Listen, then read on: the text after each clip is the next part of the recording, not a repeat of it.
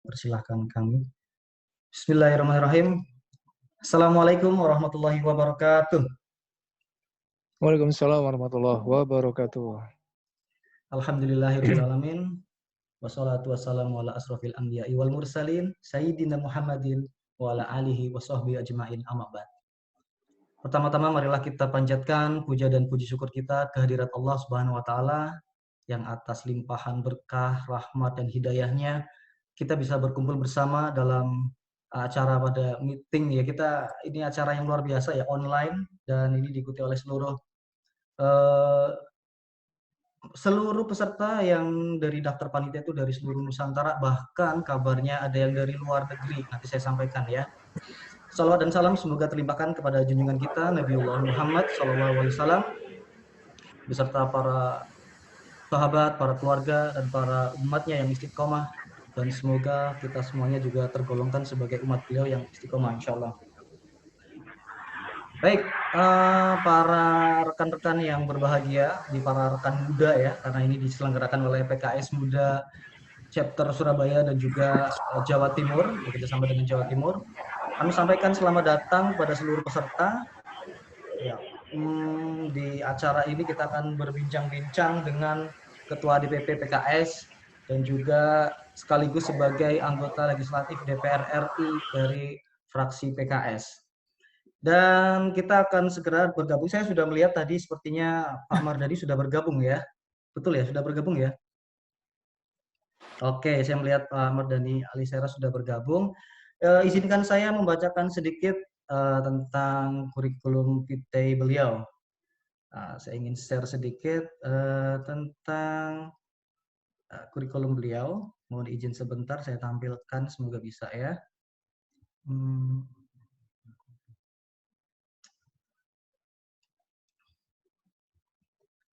Ya, seperti yang kita kenal bahwa beliau ini anggota DPR RI dari PKS ya.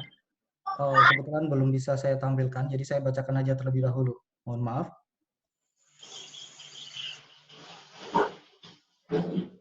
Nama Dr. Haji Mardani Alisera, Magister Engineering. Tempat tanggal lahir, beliau dilahirkan di Jakarta pada tanggal 9 April 1968. Pendidikan beliau ditempuh S1 di Universitas Indonesia, Fakultas Teknik, jurusan Teknik Mesin. Nah, kemudian magisternya atau S2-nya beliau tempuh di University Teknologi Malaysia. Tahun 2000 mendapatkan gelar Master of Engineering dan gelar doktoralnya atau S3-nya di university yang sama, University Teknologi Malaysia di tahun 2004 dengan filosofi doctorate. Kemudian beliau juga aktif ya di PKS sejak zaman Partai Keadilan, informasinya sejak zaman Partai Keadilan. Perlu saya sampaikan juga beliau menikahi seorang wanita bernama Siti Onia, ya, kelahiran 8 September, pada tanggal 8 September 1991, dan pada saat ini telah dikaruniai 9 orang anak, subhanallah, 9 orang ya, nggak tanggung-tanggung. Wah, ini ada Ustadz Mardani sudah merespon dengan tawanya yang khas. Mohon izin Ustadz, saya perkenalkan diri dulu, baca ya Ustadz ya, ini menarik sekali. Buat para pemuda-pemuda nih, 9 anaknya ini 5 orang sudah menikah, luar biasa. Jadi kalau yang ingin misalkan memanggil Ustadz Mardani dengan panggilan ayah alias menjadi menantu beliau, ini ada anak yang ke-6 ini. Usianya tapi masih 18 tahun masih ya. Ada 4, saya masih ada 4. Masih ada 4 lagi peluangnya. Ini para pemuda-pemuda masih Timur. Betul, masih terbuka berarti ya Pak Mardani ya, untuk teman-teman pemuda ini untuk berharap barangkali punya sosok ayah seperti Pak Mardani ini. Amin, amin. Jadi luar biasa, tinggal 4 anaknya saja yang belum menikah. Kemudian jabatan struktural beliau tadi saya sampaikan mulai sejak zamannya Partai Keadilan. Beliau mengawali sejak tahun 98 sampai 2000 menjadi anggota Pusat Informasi Partai atau PIP ya, Partai Keadilan di Johor Bahru, Malaysia. Wow, di Malaysia diawalinya ya. Kemudian juga berbagai kepengurusan di Malaysia juga, kemudian di Jawa Barat, menjadi juga ini banyak sekali, saya nggak bisa bacakan satu persatu ya, juga menjadi anggota Majelis Syuro PKS sampai sekarang, menjadi Ketua DPP PKS, juga bidang kepemudaan, dan sekarang jadi Ketua Badan Pembina Kepemimpinan Daerah atau BPKD DPP PKS. Nah, kemudian pengabdian beliau di bidang pendidikan juga tidak bisa kita pandang sebelah mata ya. Beliau ini juga dosen di Universitas Mercu Buana, UMB, sejak tahun 1996. Sampai sekarang masih aktif ya Ustadz ya? Masih aktif ini. Pada tahun 2005 sampai 2007 menjabat sebagai Kepala Pusat Pengabdian Masyarakat di Universitas Mercu Buana. Kemudian juga sebagai pengurus di Yayasan Udah Islamic Center. cukup. Udah Oh cukup, kebanyakan. oke, Malu saya. siap. Sebenarnya ada satu lagi nih Ustadz yang perlu saya baca beberapa karya beliau ya. Ada Setahun Melayani dengan Cinta, ada banyak buku juga ternyata. Ustadz Mardani ini ada Menangkap Masa Depan Politik Indonesia, dan ya yang Kami cukup oposisi fenomenal. itu, kami oposisi. Kami Oposisi itu ada, Memoir Pilkada DKI 2017 dan sebagainya. Ada banyak sekali buku-buku yang sudah beliau jadikan sebuah karya ya. Jadi luar biasa, kita perlu apresiasi. Dan Ustadz Mardani Alisera seringkali kita lihat di televisi. Wah, kalau yang biasanya ngelihat ILC, tidak jarang juga beliau meramaikan diskusi-diskusi yang menarik di ILC. Dan salah satu yang luar biasa, mungkin kita ingat juga salah satu beliau mengeluarkan statement, ada tagar-tagar yang populer gitu ya, yang 2019 lalu kita tahu seperti itu, dan inilah sosok Ustadz Mardani Alisera. Saya mohon izin Ustadz, bolehkah saya panggil dengan Bang Mardani saja nih, biar lebih akrab ini ya, karena Monggo, boleh. Oke, karena di sini pemuda semuanya, ya muda-muda, saya pengen semangatnya muda, jadi abang kan masih muda juga nih Bang Mardani ya. Baik, izinkan saya menyapa seluruh hadirin sekalian, rekan-rekan pemuda dari seluruh wilayah Indonesia, luar biasa, Jawa Barat, Jawa Timur, sebagian besar dari Jawa Timur. Saya bacakan sendiri, saya ingin menyapa juga dari Sampang, Banyuwangi, Mojokerto, Gresik, wah banyak sekali dari Jawa Timur, Yogyakarta, dari Tegal, ini tempat saya aslinya Tegal ya, ngapak-ngapak ada juga, Sragen, Magelang, Semarang, dan yang luar biasa ada dari Islamabad satu orang dan Kairo satu orang. Islamabad berarti Pakistan kalau tidak salah ya. Luar biasa, ini disaksikan oleh banyak pemuda-pemuda dari seluruh belahan bumi insya Allah ya. Baik, tanpa berlama-lama saja Ustadz atau Bang Mardani. Bang Mardani Alisera, topik kita pada hari ini adalah reformasi mati di tangan COVID-19. Sebenarnya bukan fokus kita ke COVID-19-nya, namun kita akan lebih merefleksi 22 tahun reformasi di Indonesia. Menurut Bang Mardani nih, kalau dulu kita mungkin flashback, sebagian dari peserta di sini saya yakin juga mungkin ada yang belum mengalami masa reformasi. Saya sendiri pada saat reformasi itu terjadi 98, saya masih kelas 3 SMP. Jadi baru mau beranjak SMA. Tapi saya cukup mengikuti pada saat saya mahasiswa, ya masih adalah pergerakan mahasiswa dan aktif mengikuti dari pergerakan mahasiswa dari 98 dan sebagainya. Namun di generasi milenial saat ini, saya yakin juga banyak yang mungkin perlu banyak masukan, insight terlebih dahulu. Sebenarnya apa sih reformasi ini gitu kan? Kalau kita menilik lagi reformasi, saya sebenarnya pengen polling, tapi kayaknya belum memungkinkan ya, ingin polling ke peserta, siapa yang sudah tahu reformasi 98 gitu kan, atau baru dengar saja, atau baru kali ini kita ada apa reformasi 98, karena banyak generasi milenial juga. Bang Mardani, kalau kita flashback lagi 98, ada 6 tuntutan reformasi ya pada saat itu.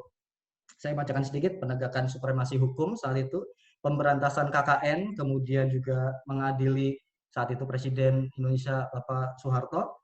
Kemudian ada amandemen konstitusi, ada juga pencabutan duifungsi TNI atau Polri atau militer, dan juga otonomi daerah yang seluas-luasnya. Nah, menurut Bang Mardani, refleksi kita 22 tahun reformasi 98, seperti apa berjalan saat ini?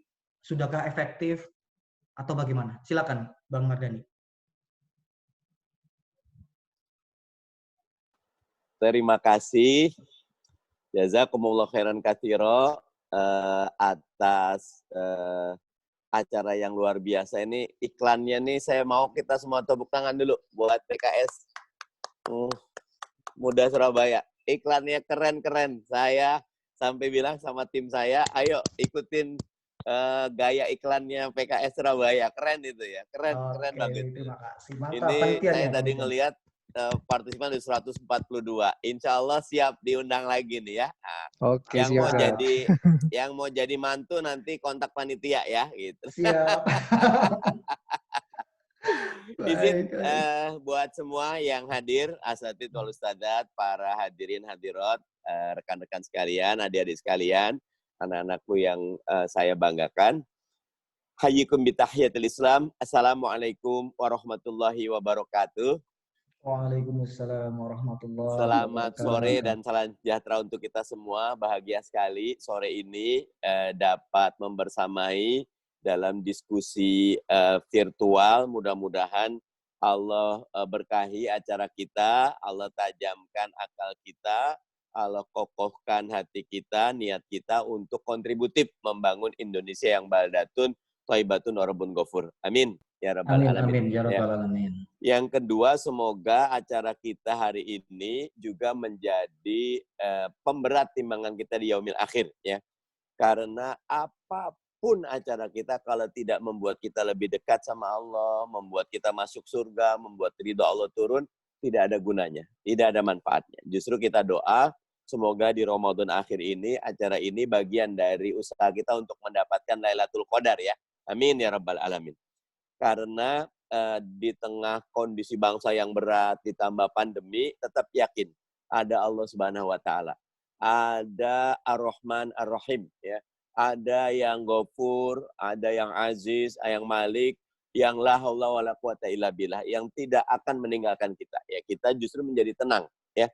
Kita dapat menghadapi Covid, menghadapi pasca reformasi dan lain-lain kalau kita bisa gitu. Nah, hati-hati. Ada tamu. Hati-hati ya. Nah, jadi izin reformasi 98 adalah salah satu milestone pencapaian kita. Tanpa reformasi 98, kebebasan pers nggak ada.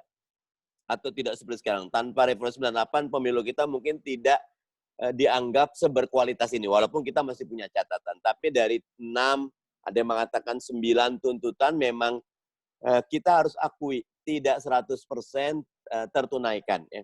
Contoh, supremasi hukum. Kalau kita lihat sekarang, kondisi hukum kita masih tajam ke bawah, tapi tumpul ke atas. Gitu. Kita masih melihat bagaimana KPK justru sekarang banyak dilemahkan. Ya. Dulu kita berharap banyak sama KPK, saya agak sedih dengan kondisi KPK sekarang, karena undang-undang KPK-nya berantakan, komisionernya juga dalam tanda kutip dianggap tidak seperti yang sebelumnya. Ini masih perlu kita lihat, tetapi ini kalau ada teman-teman yang dari teman KPK anggap ini sebagai masukan ya. Jadi supremasi hukum buat saya belum lagi kalau kita melihat bagaimana hukum ini harusnya simple ya. Di Mahkamah Agung satu kasus bisa puluhan tahun mengendap ya, panjang sekali. Yang harusnya murah tetap mahal ya, sehingga teman-teman kalau ingat Justice Bau, kita lagi perlu nih orang-orang kayak Hugeng, Kapolri yang dulu Jaksa Agung Baharudin Lopa, ya. Kemarin ada artis soal Kausar, ya, sebagai hakim, yang kita perlu orang-orang terbaik. Ya, gimana bisa menyapu kalau sapunya kotor, ya. Reformasi ataupun supremasi hukum belum terwujud, ya. Otonomi daerah agak ngelambung dikit. Sekarang justru tadinya rajanya besar, Soeharto satu orang, sekarang jadi raja-raja kecil. Ya. Jadi kalau teman-teman lihat di pemilu kemarin rata-rata bupati ya, kalau wali kota kita masih bisa bagus ya. Kota Madia, tapi kalau kabupaten itu peran bupati benar-benar anak bupati, istri bupati, ponakan bupati jadi tuh. Baik di DPRD, provinsi, kabupaten kota atau di pusat. Ini menunjukkan reforma otonomi daerah kita belum merit system, belum berbasis kepada kekuatan publik, kekuatan rakyat, tapi masih elit. Nah, KKN kita lagi sedih saya ini. Saya lagi doa Pak Jokowi nggak jadi memajukan anak dan mantunya ya, karena ini bertentangan dengan hak pribadi, tidak ada yang salah. Tapi secara etika sebenarnya kita lagi ingin merit system. Gitu. Saya nyun sewu, ini buat anak teman-teman kita semua. Saya malah lebih respect sama Pak FX Rudi, ya, wali kota Solo, yang anaknya diminta maju juga anaknya nggak mau. Nyun sewu, Pak FX Rudi orang Katolik katakan. Kita orang Muslim, kita bisa belajar dari manapun gitu, untuk mengambil sikap. Gitu. Karena KKN ini dimulai dari diri sendiri. Ya, benar-benar contoh paling sederhana adalah bagaimana, ini agak berat ya, Umar bin Abdul Aziz saat menjadi khilafah, ya. Saat menjadi khalifah, datang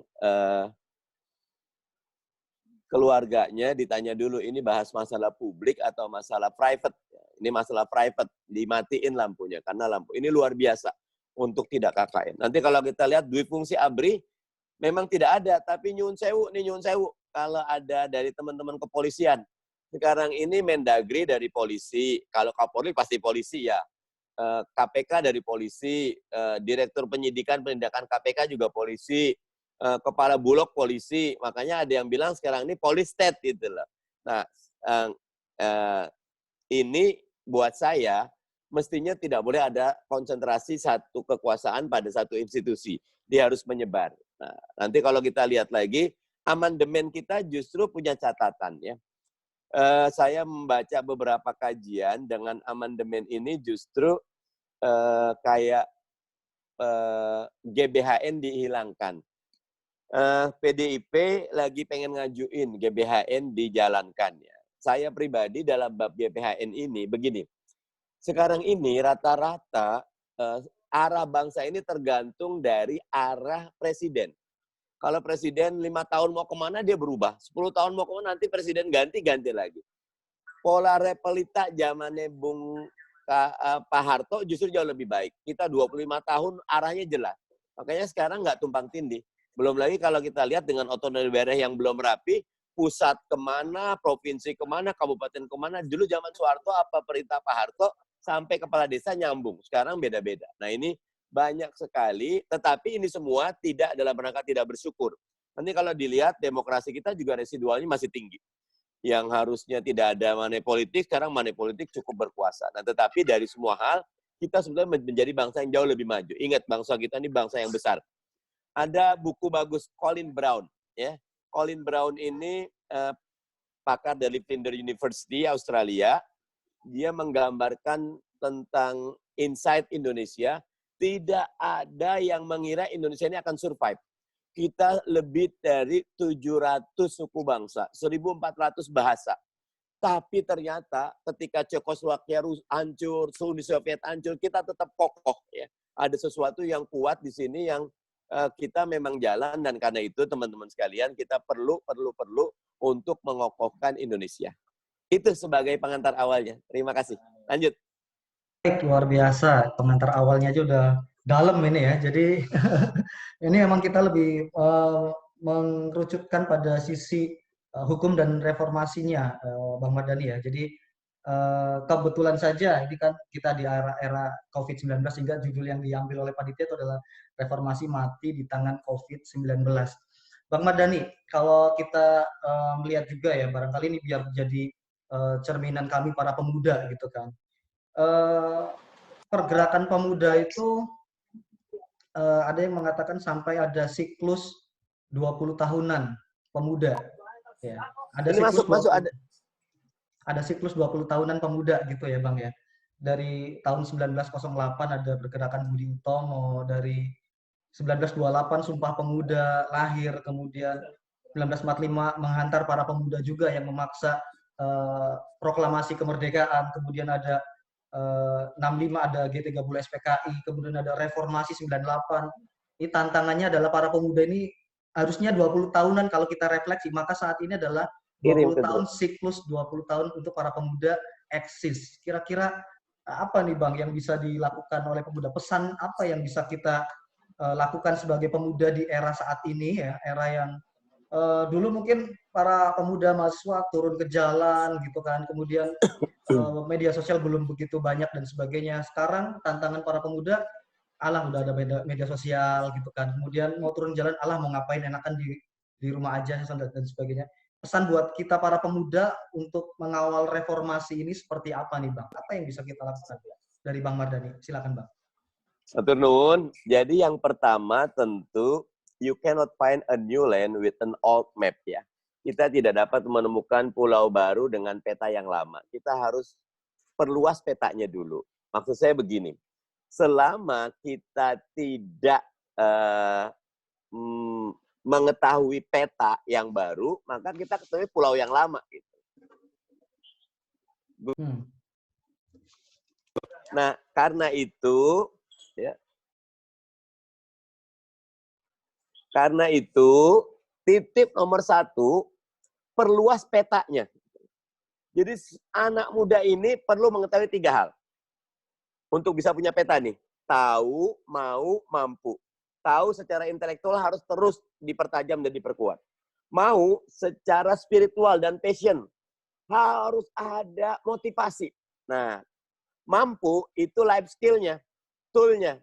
Jadi nggak akan bisa menemukan pulau baru kalau nggak punya peta yang baru. Untuk punya peta yang baru harus tahu, mau, mampu. Poin kedua, sukses itu pengulangan. Tidak ada sukses tanpa pengulangan. Rudy Hartono, juara All England 7 kali, itu dari umur 7 tahun sudah pegang raket. Tiap hari libur pun, latihan 5 jam sehari.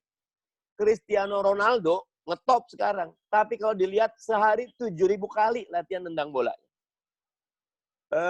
Rafael Nadal dari umur 5 tahun latihan tenis 7 jam sampai sekarang. Semua bisa nyopir. Ada driver juga. Tapi ada satu driver yang gajinya sebulan 10 miliar. Namanya Michael Schumacher. Tahu Michael Schumacher ya? Itu kan driver juga. Iya. Bedanya apa? Dia extra skillful driver. Karena latihan. Nah, jadi nomor 1, perluas petanya dengan cara 3. Yang kedua, ulangi. The difference between the loser and the winners is the amount of failures. Beda antara pecundang dan pemenang jumlah kekalahan. Jumlah kegagalan. Pemenang itu jumlah kegagalan lebih banyak dari pecundang. Gagal maju.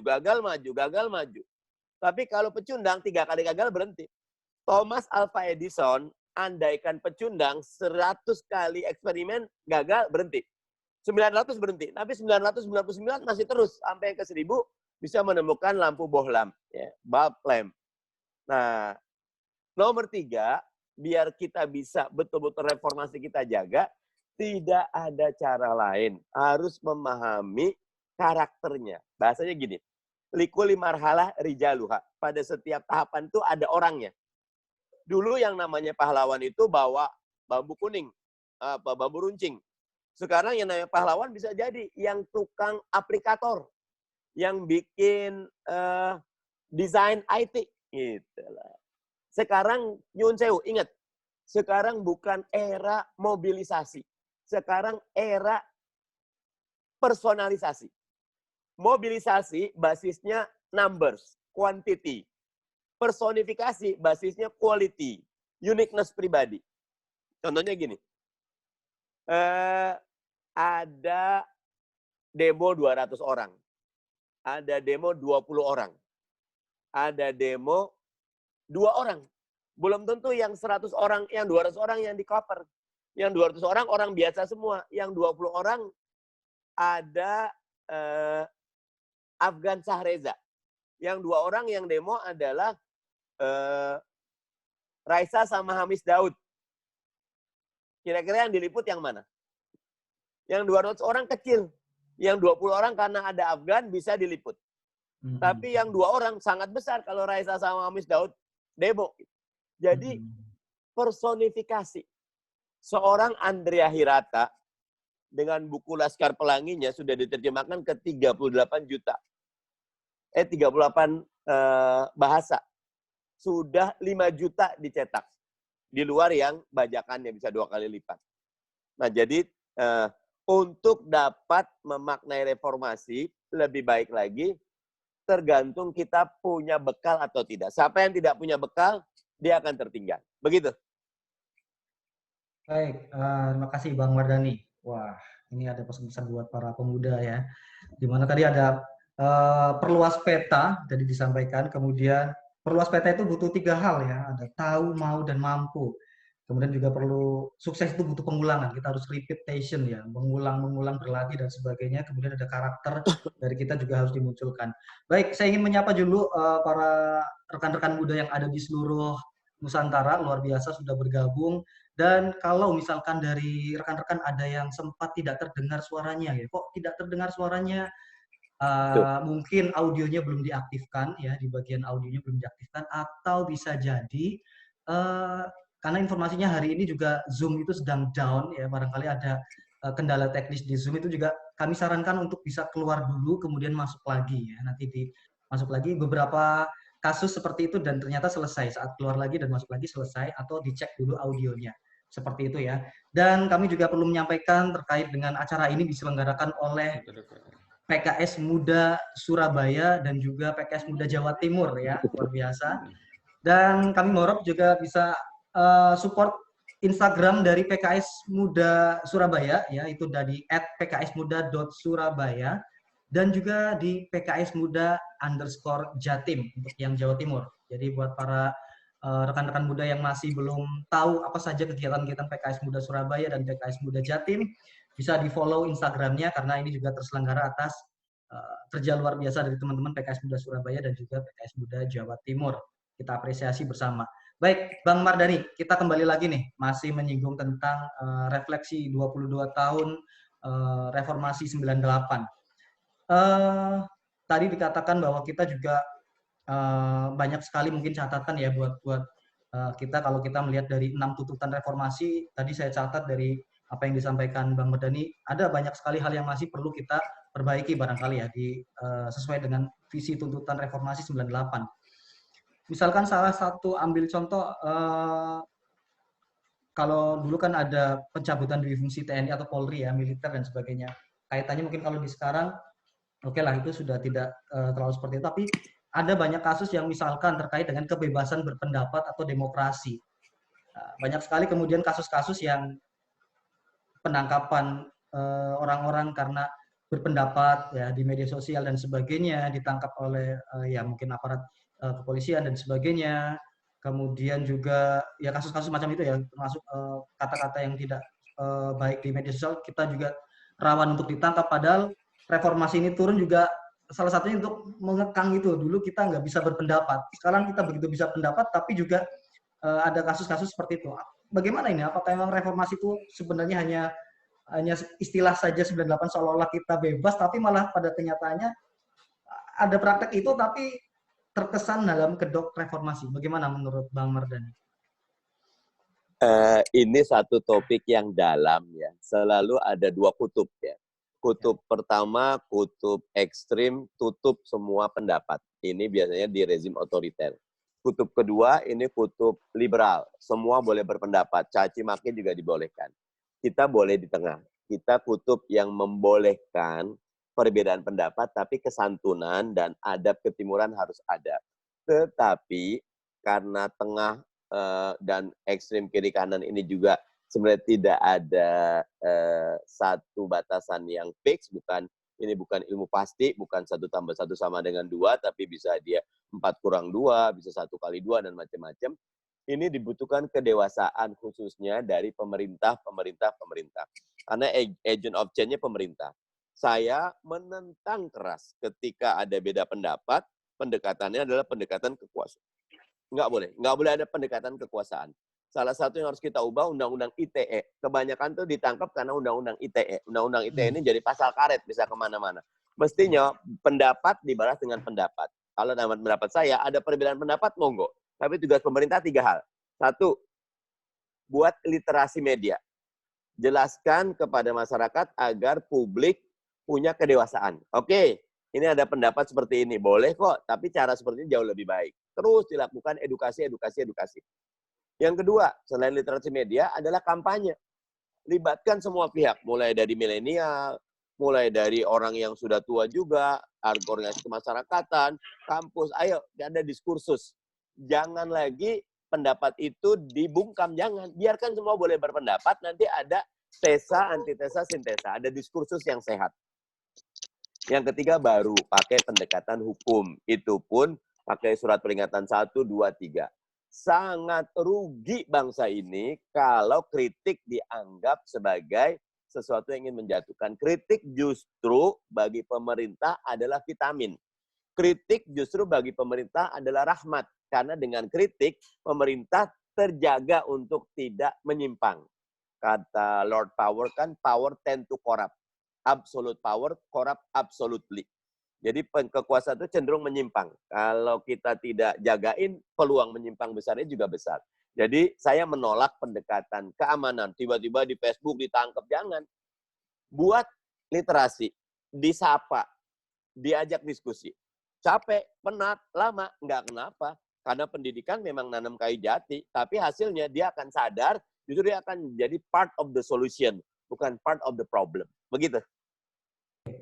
Baik, terima kasih Bang Mardhani atas tadi jawabannya ya. Saya coba untuk melihat dari helikopter view. Saya keluar dulu dari status saya aktif di PKS Muda ya Bang ya. Dengan banyaknya ya tadi kasus kita reformasi belum begitu optimal ya, ada banyak catatan tadi yang disampaikan Bang Mardhani, mulai dari penegakan hukum, mulai dari pemberantasan KKN ya, perasaan masih korupsi dan kolusi masih banyak, praktek-prakteknya, otonomi daerah juga belum sepenuhnya diberlakukan seluas-luasnya, ada perbedaan pusat dan daerah seringkali menjadi polemik di masyarakat gitu ya.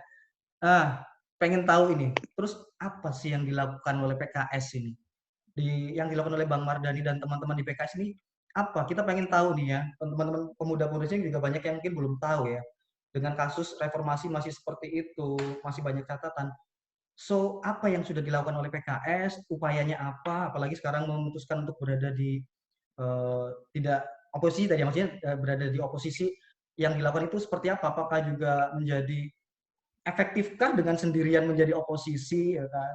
Biar masyarakat juga perlu tahu nih Bang, ngapain susah-susah jadi oposisi dan suaranya didengar enggak, dan efektif atau tidak sih PKS berada di oposisi itu?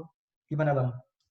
Iya, makasih, bagus sekali. Jadi sebetulnya PKS itu bukan partai politik ya. Saya nggak pernah gabung sama partai politik. Waktu di Universitas Indonesia, semester 2, liburan, ada yang datang, dan ikut ngaji. Ngaji apaan? Saya teknik mesin UI kan. Mau liburan, mau naik gunung nih gitu kan. Liburan enak dan 2 malam 3 hari. Saya ikut, gratis kan. Gratis, enak. Ternyata materinya bagus. Kita diajarin tentang ma'rifatullah, diajarin ma'rifatul Islam, diajarin ma'rifatun nas, diajarin tentang kejahiliahan, diajarin tentang problem umat Islam saat ini, diajari bagaimana tarbiyah itu bisa membuat kita menjadi pribadi yang lebih baik. Saya bilang keren juga nih, logikanya masuk, dalilnya ada, suasananya enak, enggak doktrin gitu. Nah, itu tahun 88. Saya anak 87, udah tua ya gitu. Ini 30 tahun yang lalu ya, dari teman-teman ya. Nah, dari situ nggak berhenti-berhenti, ikut pengajian tarbiyah jatuhnya. Kemudian tiba-tiba Pak Harto turun, reformasi, jamaah tarbiyah atau pengajiannya bikin partai politik, kita ikut karena Islam memang syumulia, Islam itu kan sempurna, nggak bisa kita cuma teriak-teriak di ruang kecil, tapi di parlemen, di DPR, kemudian di DPRD, di bupati, gubernur, wali kota, di menteri, ternyata tidak jalan. Akhirnya karena udkhulu fis silmi kafah, masuklah ke politik. Di politik ternyata itu juga jadi bahan kita. Jadi ketika masuk politik, saya pribadi nggak pernah menyebut diri politisi gitu loh. Tapi saya pengen jadi guru aja gitu, jadi murabi. Di politik juga urusannya banyak dakwah gitu. Makanya kemarin masih ingat ya, saya di antara yang paling sering teriak, yang paling baik buat demokrasi kita, seluruh partai pendukung Pak Prabowo jadi oposisi. Karena biarkan Pak Jokowi menang kok. Pak Jokowi punya proposal yang beda sama proposal Pak Prabowo. Nah, kita kontrol dari luar. Ini sehat. Karena oposisi itu justru membuat check and balance system jadi kuat. Oposisi itu ada di luar pemerintahan menjadi pemerintah seperti ada yang ngawasin terus. Nggak akan terlena. Kalau sekarang, setiap voting skornya 8-1. 8 dukung, 1 Perpu Corona 81. Omnibus Law peluangnya juga 81. Kita doang yang teriak-teriak. Kita lagi dan PKS nggak bahagia dengan oposisi sendirian. Kita lagi doa, banyak yang gabung sama kita. Karena kalau oposisi sendirian kayak gini, ya, demokrasi kita dibajak. Kenapa PKS nggak gabung? Apa PKS nggak diajak? Kita dikontak sama Pak Jokowi, diajak ketemu, kita bilang, Pak, nanti aja kita akan ketemu. Pasti loh, ngomong beliau presiden, kita ketemu Pak Jokowi. Tapi nanti kalau udah selesai, Pak Jokowi membentuk kabinet, Pak Jokowi udah ngumumin, udah kita nggak ada urusan sama itu. Kita pertemanan, bahwa Bapak Presiden, kita partai politik, Presiden partai politik punya hubungan yang baik. Kayak saya pernah tahun 2015 diajak Pak Soebul Iman, ketemu Pak Jokowi. Kami berlima, Pak Jokowi sendiri. Saya saksi hidup karena diajak langsung gitu loh. Sebetulnya waktu itu harusnya ada Ustadz Taufik Ridho almarhum, tapi beliau nggak bisa. Saya katanya, ini Mardani nih, Jokowi lover. Saya tuh dulu dikenal sebagai Jokowi lover di PKS. Karena waktu dari Solo, tapi belakangan kalau ngeritik Pak Jokowi juga karena cinta sama Pak Jokowi gitu loh. Saya bilang Pak Jokowi orang baik kok, tapi bukan presiden yang baik gitu loh. Kalau presiden yang baik sibuk ngurusin kebijakan publik, jangan malah bagi-bagi sembako, saya bilang gitu. Dan nggak ada hubungan sama personal. Nah jadi sekarang ini yang dilakukan PKS mendidik bangsa. Ayo, harus ada yang jadi oposisi, harus ada yang berani. Kita sendirian, Perpu Corona kita sendirian. Karena Perpu Corona ini sesat dalam pandangan kami. Karena apa? Ada pasal 27 yang memberikan imunitas, nggak bisa dituntut, baik perdata pidana. Ada pasal blanket garansi untuk yang 2 miliar ke atas. Ada banyak sekali. Perpunya boleh. Sebagai kondisi genting memaksa sekarang iya. Tapi isi perpunya kita tolak. Efektif enggak? Kalau guru tuh di kelas ngajarin 40 orang, 39 nggak ada yang dengerin. Nggak ngambek guru, tetap aja ngajar gitu. Mudah-mudahan yang satu yang dengerin itu masuk gitu. Kami berharap dari bangsa ini ada yang tahu bahwa PKS insya Allah istiqomah. Begitu. Iya Bang, kalau guru mungkin enak ya kalau siswanya banyak itu pun ada yang dengerin, ada 1-2 yang dengerin. Tapi kalau tantangannya PKS ini kan 8-1 gitu kan. Pada saat tidak didengerin, efeknya juga meluas ke seluruh warga negara Indonesia kan. Efeknya pasti seperti itu. Ini luar biasa ya. Ini mungkin perlu diketahui juga ya pada teman-teman rekan-rekan muda. Ini kenyataannya yang ada ya PKS yang menghadapi kondisi seperti ini, karena banyak juga teman-teman saya yang mungkin belum pernah berinteraksi dengan PKS, ngapain sih PKS, partai politik apa sama aja semua gitu kan, apa bedanya partai politik itu semuanya sama aja kotor dan sebagainya, masih banyak yang belum mengerti. Nah mungkin dari pesan dari Pak Bang Mardhani sebelum setelah ini kita masuk ke sesi tanya jawab ya, buat rekan-rekan muda yang masih mungkin belum begitu paham pentingnya kenapa kita harus berpolitik juga, PKS kenapa berpolitik. Tadi dikatakan sebenarnya tidak tertarik di politik, tapi di tarbiyahnya, mengajarnya dan sebagainya, memberikan pencerahan kepada pemerintah juga, mengisi orang-orang baik di sana. Mungkin ada pesan-pesan nggak nih Bang Mardhani buat kita semua yang mungkin masih, sebagian mungkin dari masih ngikut-ngikut aja ikut PKS Muda, sebagian juga masih memantau dari luar. Saya yakin juga banyak yang penasaran dengan PKS Muda gitu kan. Kenapa sih kita harus mungkin juga gabung dengan PKS Muda, gitu kan, gabung dengan PKS, dengan politik, pemuda itu bagaimana menurut Bang Mardhani? Iya, satu pesan saya, don't judge the book by its cover ya. Jangan gampang kita itu gebyah uyah. Ada videonya Rizal Ramli, DPR sesat semua. Aduh saya sedih. Punten, bukan cuma PKS yang bagus. Saya ketemu teman PDIP yang bagus, banyak. Saya ketemu Golkar yang bagus, banyak. Saya ketemu teman Nasdem yang bagus, ada. Saya ketemu PKB, P3, mana lagi? Udah 6 sama PKS kan 9 ya, kok saya lupa. PAN banyak. Jadi banyak yang bagus. Nah, kami titip teman-teman coba ada satu konsep. Ini saya ngikut dari Presiden PKS, Ustadz Muhammad Soebul Iman, pinter sekali. Kata Ustadz Muhammad Soebul Iman gini, kita punya konsep Island of Integrity. Pulau integritas.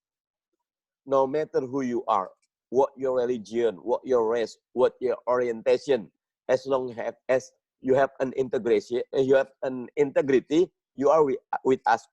You work with us, you fight with us. Jadi punten, mau agamanya apapun, partainya apapun, sukunya apapun, lihat integritasnya. Ketika punya integritas, ajak bareng.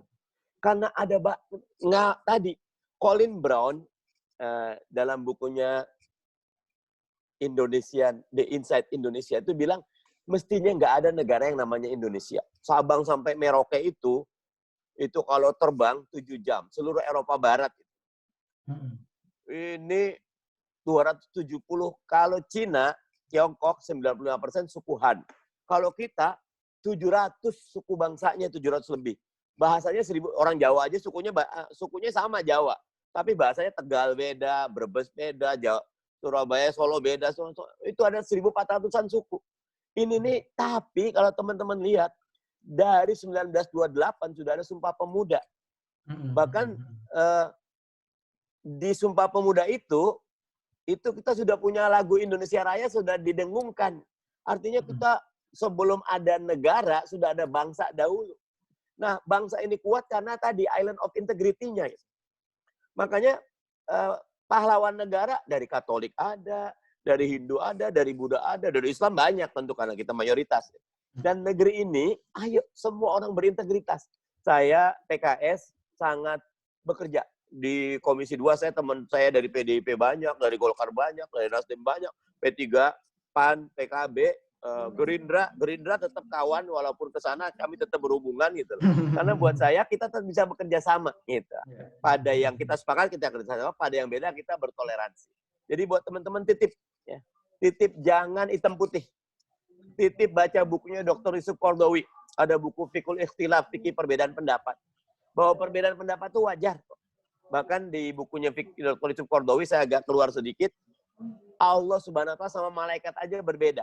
Lihat surat Al-Baqarah ayat 30. Wa id qala rabbuka lil malaikati inni ja'ilun fil ardi khalifah. Ketika Allah bilang aku ingin menciptakan manusia jadi khalifah, apa jawab malaikat? Protes, demo dalam tanda kutip. Qalu ataj'alu fiha ma yufsidu fiha wa yasfiku dima'a wa nahnu nusabbihu bihamdika wa nuqaddisu lak. Bang, jangan. Itu Allah sama malaikat itu beda apalagi sesama kita ya gitu. Jadi ada buku Fikul Ikhtilaf, ada buku Fikul Aulawiyat, fikih prioritas. Mana dulu yang harus diberesin negeri ini? Ada buku Fikul Daulah, fikih negara. Jadi intinya, ayo 3 hal tadi. Perluas taunya, intelektual kita diperluas. Perkuat maunya, passion kita, motivasi kita, dan pertajam skillful kita. Be a skillful person pada kondisi apapun. Begitu. Baik, makasih Bang Mardhani. Ini waktu kita juga tidak panjang. Sebenarnya pengen banyak diskusi ya tentang hal ini. Nah, rekan-rekan muda sekalian, kami persilahkan buat rekan-rekan muda sekarang kita coba masuk di sesi tanya jawab Bang ya. Silakan bagi rekan-rekan muda yang mau bertanya bisa tuliskan dulu di kolom chat ya. Di chat silakan ditulisi. Kalaupun mau dengan chat dengan ditulis, kalaupun mau dengan suara bisa ditulis dulu di chat. Mohon izin bertanya dengan voice gitu ya. Nanti kita coba persilakan teman-teman host untuk mempersilakan. Oke, ada satu pertanyaan nih Bang Mardhani. Bagaimana mau mengkritisi pemerintah melanjutkan reformasi dengan demo misalnya? Padahal mau kumpul banyak orang saja takut sama COVID. Oh, mungkin karena ini saat ini sedang COVID ya. Dan masih belum tahu nih kita sampai kapan. Gimana mau mengkritisi demo aja nggak bisa. Kumpul-kumpul udah dilarang gitu kan. Gimana nih Bang? Justru ini tantangannya. Gini, setiap krisis selalu punya 2 sisi mata uang. Ada tantangan, ada peluangnya. Nah, sekarang dengan COVID-19 ini, ngawasin pemerintah gampang kok. Ingat video viralnya Bintang Emon ya, yang tentang COVID-19. Cuma sederhana kok, pasang ngomong viral. Jadi kalau mau kritis pemerintah, ini ada yang lagi viral sekarang nih. Terserah dah. Terserah, lagunya keren tuh. Terserah gitu. Nah sekarang ayo banjiri ruang publik ini dengan kritik yang kreatif. Yang pakai medium puisi, pakai medium lagu, pakai medium meme, pakai medium apa. Paling berat lagi, saya usul teman-teman buka situs Change.org. Ini semacam aplikasi di mana kita bisa setuju kepada pendapat publik untuk kebijakan-kebijakan pemerintah. Change.org ini bagus sekali dan kita tidak kekurangan kok. Insya Allah kita bisa. Nah kemarin saya apresiasi ada Nana ya, Najwa Shihab bikin konser dengan kita bisa. berkumpul hampir 7 miliar itu. Nah, padahal masing-masing kerja di rumah. Buat saya ini bagus. Ayo, tidak ada manjada wajada. Siapa punya niat pasti dapat. Walladzina jahadu innalahnadiyanum subulana. Jadi bukan cuma COVID, nggak ada. COVID bukan tantangan. Ini peluang. Siap. Gimana nih? Yang bertanya tadi dari Cak Aher. Waduh, namanya Cak Aher ini ya. Cakep Cak namanya. Aher, namanya terinspirasi dari Kang Aher nih ya, Jawa Barat ya. Jadi Cak Aher. Kalau Kang Aher di Surabaya jadinya Cak gitu ya. Kalau Bang Mardani di Surabaya jadinya Cak Mardani. Kita panggilnya Bang karena Itu namanya Betawi. Agus Hermawan itu. Agus Hermawan. Iya. Oke, ada yang mau bertanya lagi nih, Hamidi Ar-Rahmani. Oke, Hamidi Ar-Rahmani bisa dibantu di unmute suaranya barangkali. Bisa sendiri kok, di-unmute sendiri. Oh, bisa sendiri. Oke. Iya. Sudah bisa ya? Mau Udah unmute kok, sendiri. sudah Ya? di setting. Silakan Mas Bang Hamidi Ar-Rahmani. Sudah tersambung?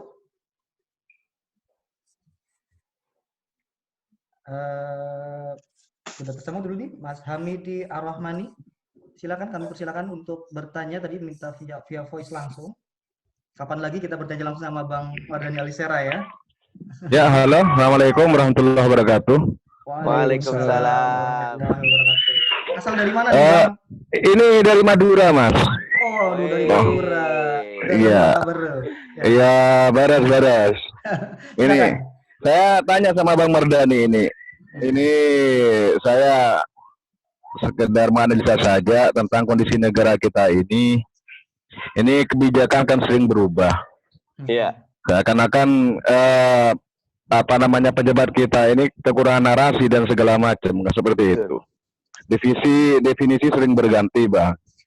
Ini apakah kebijakan seperti ini termasuk kebijakan politik yang disengaja untuk membungkam rakyatnya atau bagaimana, Bang? Tolong penjelasannya, Bang. Oke. Matur nuwun. Ini langsung jawab ya. Langsung aja. Yang sangat dalam ya, karena saya juga lagi bingung. Ini pemerintah maunya apa sih? Apa pengen banyak orang mati gitu loh.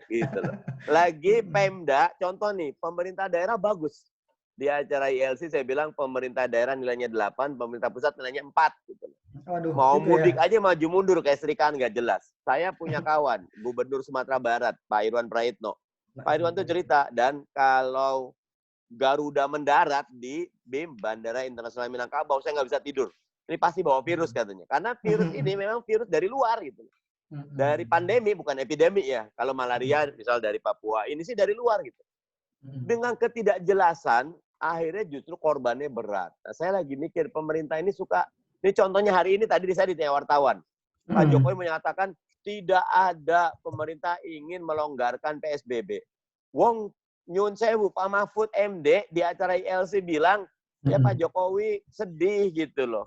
Pemerintah pengen melonggarkan, sekarang nggak boleh jadi presiden itu, jadi pimpinan itu, jangan suka nyalain anak buah. Nggak ada kopral yang salah, jenderal yang salah. Pemimpin yang baik, saya yang salah. Saya minta maaf. Gentle aja kok. Kalau dia minta maaf, nggak ada masalah kok. Ini sih pokoknya coba lontarin dulu. Kalau ada rame, mundur. Nggak boleh. Jadi pemimpin itu bukannya follower. Pemimpin itu leader, trendsetter. Dulu, masyarakat Malaysia nolak ketika Mahathir bikin Twin Tower. Sekarang, semua ngakui Twin Tower itu ikonnya Malaysia gitu. Nah, jadi pemimpin tuh harus berani. Nah, nyun sewu, kita harus banyak doa nih. Pak Jokowi segera jadi pemimpin yang benar gitu loh. Kalau nggak benar ya serahkan sama Allah Subhanahu Wa Taala. Doa gitu loh. Doa emang ya. Kalau Bang Mardani kayaknya asik aja ngomong gitu ya. Kalau kita khawatir gitu Bang mau ngomong-ngomong gitu, aduh ditangkap nih jangan-jangan nih. Kalau Bang Mardani udah saya tanggapi pokoknya sedikit. Aja. Saya tanggapi yang sedikit nih. Ada cerita sedikit. Saya diundang ke acaranya Rossi Kompas TV. Bang Mardani kan ngomongnya berani tuh. Takut ditangkap nggak? Kalau takut sih ada, tapi saya insya Allah selalu dalam koridor dan nggak bisa pemerintah tuh nangkep sembarangan kalau kita dalam koridor. Jadi ketika saya teriak ganti presiden, saya ada narasinya, bener tadi. Ya, itu yang dari Madura. Harus ada narasi, ada alasan, ada landasannya gitu. Saya nggak benci sama Pak Jokowi kok, Tapi Pak Jokowi nilainya 6, saya bilang. Saya pengen yang nilai 8, boleh kan gitu kan? Gitu loh. Nilai 6 karena A, B, C, D. Saya pengen yang begini, saya belum ketemu gitu kan. Ya udah gitu. Nah, tetapi ada satu kasus. Ada kawan saya, Pak Egy Sudiana, hadir di rumah Pak Prabowo waktu 17 atau 18 April kemarin pas pencoblosan, itu ditangkap gitu loh. Karena nyerukan, sekali tampil langsung nyerukan turun ke jalan. Saya nggak pernah nyerukan ke jalan. Saya pengen jadi guru aja. Ayo, kalaupun ada ide ganti presiden, ini loh alasannya. Kalau oposisi, ini alasannya. Kalau nolak Perpu Corona, ini alasannya. Biar orang jadi cerdas. Kalau orang udah cerdas, nggak usah kita gerakan, dia akan bergerak sendiri. Gitu. Oke, baik. Luar biasa. Nyuwun sewu. Mudah-mudahan menjawab pertanyaan. Baik, insya Allah semoga menjawab tadi Bang siapa tadi ya? Hamidi Ar-Rahmani ya. Semoga menjawab pertanyaan Matur nuwun tadi. Mas Hamidi, matur nuwun Mas Hamidi. Oke, kami juga perlu informasikan para rekan-rekan muda sekalian, jangan lupa follow akun Instagram PKS Muda Surabaya dan juga PKS Muda Jawa Timur ya. Ada di chat saya potong berikan. dikit ya. Ini yang ikut bukan cuma anak muda. 3 hari yang lalu, Abah Bri dari Surabaya yang udah sepuh buat saya mau ikut reformasi mati. Saya bilang, apa reformasi mati? Rupanya itu yang dibuat itu. Jadi ini banyak bukan cuma milenial. Kolonial juga banyak yang ikut nih. Siap. Ini mulai dari milenial, kolonial, dan parsial. Yang ada di tengah-tengah ini parsial jadinya. Salam semuanya buat para rekan-rekan muda yang semangatnya muda pokoknya lah ya. Walaupun usianya sudah tak lagi muda, semangatnya muda di sini ya. Oke, baik. Terima kasih Bang Mardhani. Kami perlu informasikan, jangan lupa follow akun Instagram PKS Muda Surabaya dan juga PKS Muda Jawa Timur ya. Ada di chat, saya berikan itu ya. Di PKS Muda_Jatim untuk Jawa Timur dan juga pksmuda.surabaya. Dan juga bagi teman-teman yang mungkin tertarik untuk bergabung dengan PKS Muda, silakan bisa dihubungin ya. Bantu, mungkin ada panitia yang bisa bantu di chat juga ya, mana yang bisa dihubungin. Kemudian juga sebelum lupa juga. Siap. Iklan PKS Muda, saya juga iklan nih. Apa siapa yang di sini yang pengen bikin acara kayak gini, kontak aja teman-teman panitia. Nanti bukan cuma Surabaya, Madura bisa, nanti Tangerang Selatan, mana-mana tempat lah. Siap. Kalau ketemu anak muda, saya jadi ngerasa muda lagi. Insya Allah, baik. Ini dapat energi bertempur lagi. Baik, siap. Kami juga dapat energi yang luar biasa nih dari Bang Mardhani. Amin. Baik. Lanjut lagi nih Bang, ada pertanyaan Bang. Sebentar, tadi sampai mana? Ini banyak sekali yang chat ya, jadi saya perlu scroll dulu. Bang Mardhani, bagaimana dengan BPJS yang dinaikkan lagi iurannya? Apakah pemerintah tidak mempertimbangkan dengan kondisi ekonomi yang turun dan mulai banyaknya PHK karena itu dapat menyusahkan masyarakat juga? Langsung aja Bang. Jadi gini, BPJS ini pemerintah tidak menyelesaikan pada akarnya. Akarnya ada pada pengelolaannya. Apa mau sentralisasi atau mau desentralisasi. Dulu saat desentralisasi beberapa kota bagus. Gini, rata-rata kota jam kesdaknya bagus karena kota itu punya PAD yang tinggi. Yang problem itu ketika kabupaten. Nah sekarang ketika gabung jadi satu, kota kabupaten berantakan semua. Jadi manajemen itu menentukan ya. Ada IQ personal 160, tapi IQ komunal ketika manajemen berantakan hasilnya 60. Kita berantakan gitu. Makanya sekarang ini ahli manajemen itu banyak dicari karena perusahaan-perusahaan itu perlu dia mereformasi diri. Dulu nggak ada yang ngira Nokia akan jadi kayak begini. Sampai sekarang nggak bisa rebound gitu. Ini Samsung kalau dia nggak terus menajamkan diri, katakan Samsung sekarang udah S20. Samsung S21 siap rilis. Samsung S22 sudah lagi produksi. Samsung S23 sudah mulai masuk ke desain. Samsung S24 lagi punya scratch-nya. Jadi dia terus siapa yang berhenti belajar, if you stop learning, you stop leading. Kalau berhenti belajar, berhenti memimpin, udah kalah. Apple kalau nggak keluar yang baru, makanya tiap 6 bulan keluar. Karena persaingan demikian ketat. Kompetisi itu bagus, sehat. Nah jadi, saya lagi menggarisbawahi tadi bahwa BPJS ini yang salah cara pengelolaannya. Gini, saya suka MU. Dulu MU itu salah satunya AOA itu ya, AIA itu ya. Itu kan perusahaan asuransi. AIA itu cuma 40 juta kliennya. BPJS itu kliennya, pengikut serta asuransinya 92 juta. Enggak ada perusahaan yang punya klien 92 juta itu mati atau rugi gitu. Ini pengelolaannya. Nah karena itu mau naikin kayak berapa kalau peluang kayak gini bleeding. Nah yang kedua saya memang sayang, kasihan Pak Jokowi. Gini, kalau ngelihat masalah itu kan ada 3. Ada permukaannya, ada batang tubuhnya, ada akarnya. Kalau ngelihat masalahnya, bleeding. Lihat cuma bleeding yang naikin. Itu namanya cara berpikir yang cetek. Cuma mikir tentang permukaan. Padahal batang tubuhnya harus reformasi organisasinya. Sampai yang ke bawah. Kayak misal gini, BUMN disuruh tempur sama swasta. Bank Mandiri suruh tempur sama BCA. Kalah gitu loh. Karena Bank Mandiri dipegang kiri kanan, kaki tangan dipegang, BCA bebas. Yang menang BCA, nama BCA naik terus gitu. Sekarang ini BUMN kita berantakan semuanya karena pengelolaannya pakai kementerian. Mestinya nggak boleh pakai kementerian. Biarkan dia jadi makhluk ekonomis. Nanti untungnya buat negara. Kecuali ada yang Perum. Yang Perum khusus. Ini melayani. Sekarang nggak jelas. Fungsi sosial sama fungsi komersialnya nggak jelas. Nah, cara berpikir menentukan cara gerak. Cara gerak menentukan solusi. Gitu. Jakanya tadi, akarnya ditahu, mau, mampu. Begitu. Baik, terima kasih Bang Mardhani. Ini sebenarnya banyak sekali nih Bang pertanyaan-pertanyaan dari para rekan-rekan ya. Ada banyak sekali ke bawah scroll ini pengen, tapi waktu kita juga kayaknya tidak bisa banyak gitu ya. Mungkin juga saya perlu sampaikan juga bagi teman-teman yang mungkin ingin berinteraksi dengan Bang Mardhani bisa diikuti juga ya medsosnya Bang Mardhani ya. YouTube, Instagram, dan Facebooknya itu juga insya Allah Mardhani Alisera. Cari saja udah. Twitternya udah centang biru, udah diikutin aja. Bisa mungkin tanya-tanya ke situ. Barangkali pertanyaannya tidak bisa terjawab di sini gitu ya. Karena waktu kita juga tidak banyak. Jadi perlu kami sampaikan juga, ini terselenggara oleh PKS Muda Surabaya dan juga PKS Muda Jawa Timur. Silakan di follow Instagramnya. Dan acara-acara seperti ini tadi disampaikan Bang Mardhani terbuka untuk beberapa kali. Barangkali ada kesempatan yang lain kita bisa lebih lama, lebih jenak lagi ya Bang ya, ngobrol-ngobrol lagi seperti ini dengan best-best yang lain, tentunya dengan semangat-semangat yang lain, dengan kawan-kawan yang mungkin lebih banyak lagi. Kira-kira gini Bang, tanya lagi Bang, terakhir Bang, gimana teman-teman bisa mengikuti info-info dari PKS yang up to date barangkali terkait dengan kebijakan-kebijakan yang sudah PKS lakukan, sehingga kita juga tahu nih, oh ternyata PKS sudah melakukan seperti ini. Kayak kemarin ada Perpu 1 tahun 2020, kan banyak juga yang mungkin tidak tahu apa yang dilakukan PKS. Ada masukan Bang, biar kita tahu update dari PKS seperti apa? Yang pertama, masuk ke website PKS, pks.id, bagus. Ke fraksi PKS DPR RI juga bagus. Atau ikut akun sokmednya, ikut PKS Muda Jatim, PKS Muda Surabaya, bagus. Ikut saya juga Mardhani Alisera juga bagus. Insya Allah kita lagi berusaha membangun sokmed yang reputable.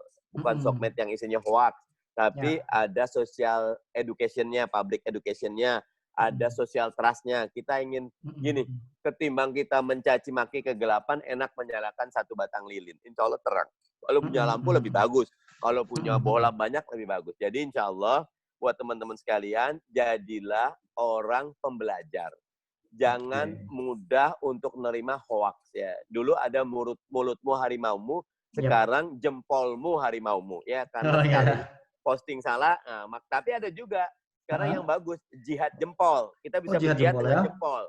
Nah, jadi sosial media bisa jadi ladang pahala, tapi juga bisa jadi naudzubillah beban di akhirat nanti. Nah, karena itu bijaklah, acara seperti ini harus terus digaungkan. Saya bahagia sekali dan apresiasi PKS di Jawa Timur, PKS Muda Jatim sama Surabaya, sama teman-teman semua. Insya Allah waktu yang diinvestasikan di sini akan banyak manfaatnya. Jadi terus ikuti, insya Allah PKS, mohon doanya agar selalu istiqomah. Terima kasih.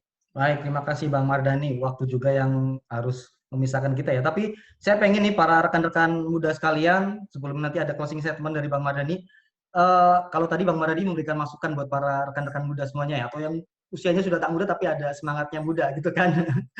Kami juga mempersilakan sekarang gantian nih Bang, jadi dua arah. Jadi para pemuda sekalian, rekan-rekan semua yang ada di sini, silakan berikan masukan buat Bang Mardhani. Bisa tulis di chat ya, masukan buat Bang Mardhani apa, tulis di situ, nanti juga barangkali bisa kita sampaikan juga nanti via medsosnya ke Bang Mardhani ya. Silakan dituliskan masukan-masukan dari pemuda-pemuda yang ada di seluruh Nusantara ini buat Bang Mardhani apa saja.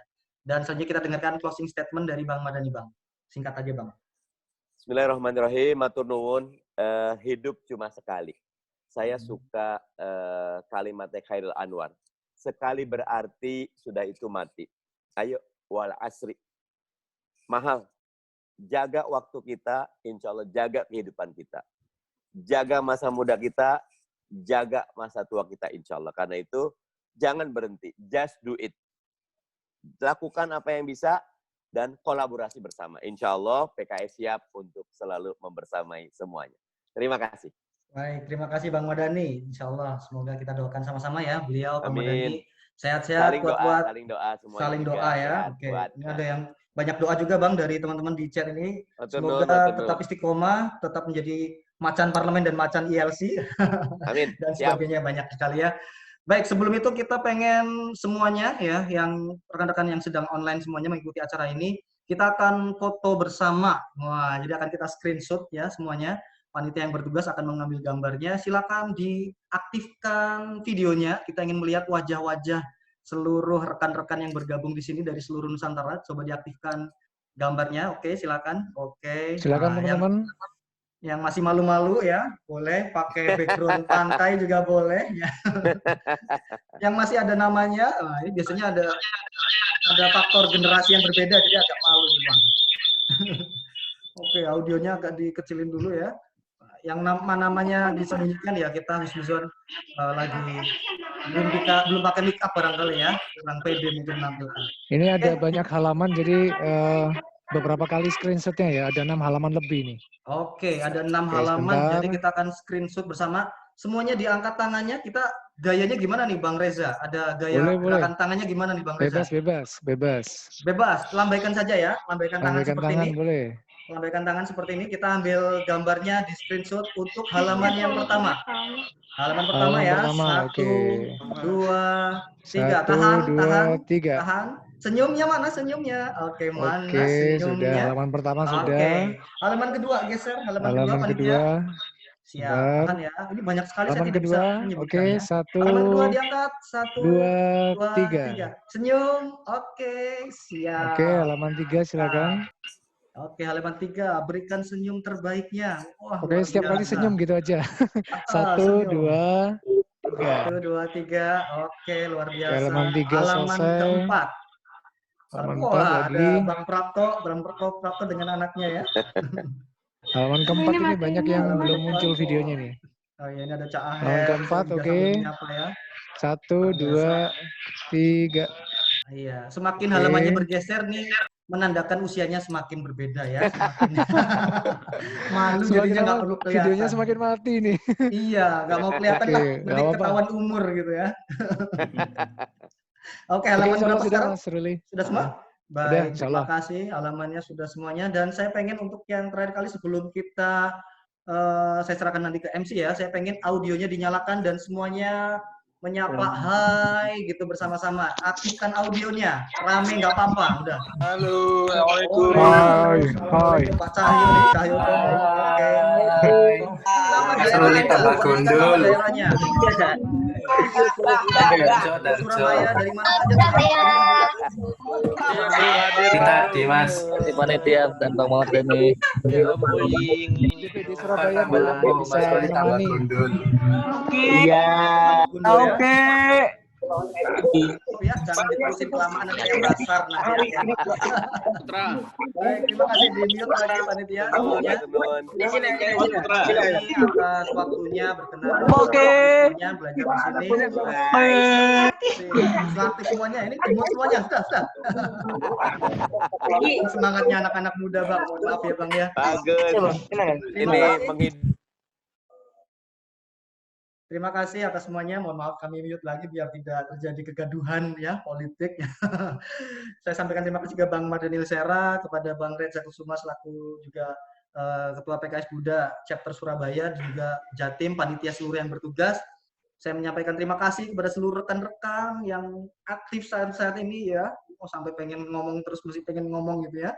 Dari seluruh Nusantara bahkan dari luar negeri, ada yang dari Kairo, ada yang dari Pakistan tadi bergabung. Terima kasih banyak atensinya.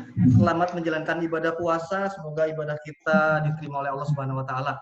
Dari saya Ruli Agus Chandra, mohon maaf undur diri. Saya serahkan kembali kepada MC Mas Aam. Silakan Mas Aam. Assalamualaikum warahmatullahi wabarakatuh. Waalaikumsalam warahmatullahi wabarakatuh. Ya, terima kasih Bang Mardhani sama Bang Ruli, biar sama-sama mudanya gitu ya. Terima kasih sudah membantu mengawal acara hari ini luar biasa. Tadi saya seperti terpanah gitu ya ketika mendengar materi yang disampaikan, luar biasa.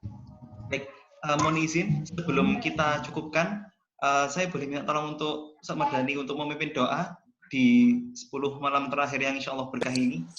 Silakan. Amin. Al-Fatihah. A'udzubillahi minasyaitonirrajim. Bismillahirrahmanirrahim. Alhamdulillahirabbil alamin. Arrahmanirrahim. Maliki yaumiddin. Iyyaka na'budu wa iyyaka nasta'in. Ihdinas siratal mustaqim. Siratal ladzina an'amta 'alaihim ghairil maghdubi 'alaihim waladdallin. Amin. Allahumma innaka 'afuwun karim tuhibbul 'afwa fa'fu 'anna. Allahumma innaka 'afuwun karim tuhibbul 'afwa fa'fu 'anna. Allahumma innaka 'afuwun karim tuhibbul 'afwa fa'fu 'anna. Rabbana atina fid dunya hasanah wa fil akhirati hasanah wa qina adzabannar. Subhana rabbika rabbil izzati amma yasifun. Wassalamun alal mursalin walhamdulillahi rabbil alamin. Ya, jazakallah khair. Ustaz Mardhani sudah membantu menutup Sukses dengan selalu doa. PKS muda kita. Mabruk. Amin, amin, amin. Semoga Izin doanya ya. kembali.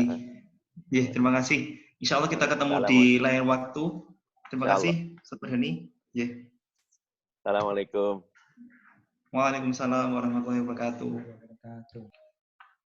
Oke, baik. Alhamdulillah, kawan-kawanku semua, kita sudah tak terasa ya, kita sudah kurang lebih tadi 1 jam lebih, gitu kan ya, bersama dengan Ustaz Mardhani Alisera. Dan insya Allah nanti kalau teman-teman setuju agenda ini diselenggarakan lagi, silakan teman-teman vote ya, vote di chat ini. Dan teman-teman juga bisa vote melalui IG, gitu, PKS Muda Jatim dan PKS Muda Surabaya. Disampaikan ke miminnya, Min, ikutan lagi dong bareng Bang Mardhani, gitu ya. Itu akan menjadi masukan bagi kami dan akan insya Allah kami bantu selenggarakan kembali. Oke, baik. Karena sudah masuk waktu buka, kita cukupkan dengan hamdalah. Alhamdulillah. Ya, terima kasih. Kurang lebihnya mohon maaf, kami selaku panitia dari PKS Muda Jatim dan PKS Jatim dan PKS Muda Surabaya mohon maaf bila banyak kekurangan. Wassalamualaikum warahmatullahi wabarakatuh.